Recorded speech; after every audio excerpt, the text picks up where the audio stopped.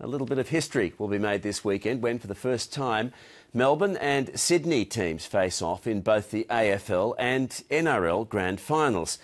The two visiting teams have now crossed the border into enemy territory to prepare for their respective premiership contests. But as Ben Knight reports, they've had very different welcomes. For the Swans, coming to Melbourne's always been a pretty soft landing. South Melbourne fans might have lost their team north in the 80s, but in the suburb the Swans called home for more than 100 years, they never lost the love.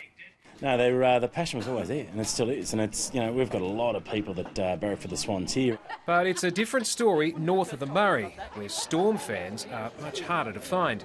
Unlike the Swans, the Storm have no heritage and no roots in the home city of their game. Of course, they carry a lot of baggage from the two grand finals that were stripped from them for salary cap breaches. For those Sydney-siders who do support the Melbourne team, it's not an easy life. All the hate we receive, it's entertaining. People that don't go for the Bulldogs get on the bandwagon of the Bulldogs so that they can be against Melbourne.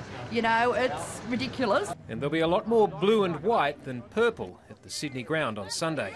It can be a very hostile environment, and you know, it takes a bit of character to get past that and worry about your own game. The Swans will have no such problems.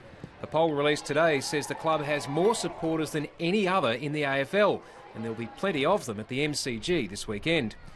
It's a slow process putting down roots in foreign soil. 30 years after moving north, the Swans boast 6 native New South Welshmen, including the coach John Longmire. The Storm have just one born and bred Victorian on the team. But this weekend's double showdown marks a milestone. The importance is that we now have two codes that are increasingly national. Whether you're in Sydney or in Melbourne, you'd be pretty hard-pressed to know that there was in fact another game going on at the other end of the Hume Highway.